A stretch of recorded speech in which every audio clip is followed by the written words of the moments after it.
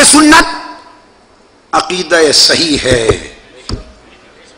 ہمارے ساتھ بعض علماء نے، اپنے اہل سنت کی علماء نے، اللہ ان کے درجات بلند کرے، اللہ ان کو نعمتیں دے اور نعمتیں دے، جو ہماری کاوشوں کی اور منہاج القرآن کی کاوشوں کو نہیں سمجھے اور مفت میں 25 سال سے اختلاف کیا اور برا بھلا کہا اور تنقید کی، اس کا سبب کیا تھا؟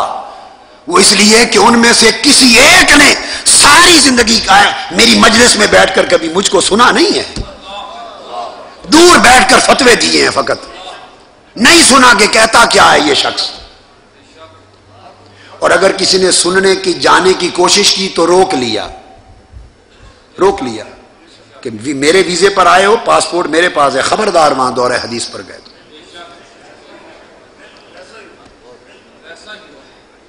سننا نہیں ہے، پڑھنا بھی نہیں ہے،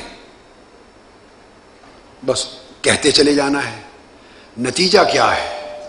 اختلاف کی وجہ یہ ہوئی کہ عقیدہ ہم نے وہ بیان کیا، اکابر کو، ہم سے بڑھ کے بھی کوئی اکابر کو مانتا ہے؟ ہمارا تو لمحہ لمحہ اکابر کے جوڑوں کی خیرات پر ہے، مگر میں نے فقط اس آہو کو سوئے قطار میں کشم ناکہ بے زمام رہا۔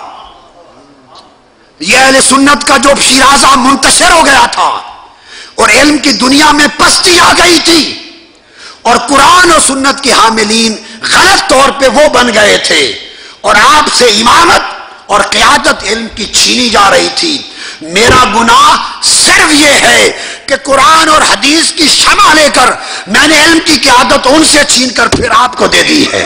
شرق سے غرب تک، عرب سے عجم تک فقط یہ کی جائے کہ یہ عقیدہ حق کا، اکابر کو مانتا ہوں،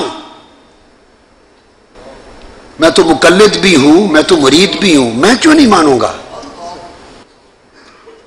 اکابر کو مانتا ہوں، مگر یہ جانتا ہوں کہ اکابر کی بات تائید ہوتی ہے، دلیل نہیں ہوتی، دلیل کتاب و سنت ہوتی ہے۔ آج کے دور میں جب تک آپ اپنی بات قرآن اور حدیث سے ثابت نہ کریں گے دنیا نہیں مانے گی۔ میں فقط ان کو پلٹا کر قرآن اور سنت کے علم کی طرف لے گیا ہوں، بس یہ جرم کیا ہے، اتنی سی گستاخی کی ہے، اتنی بے ادبی ہو گئی ہے۔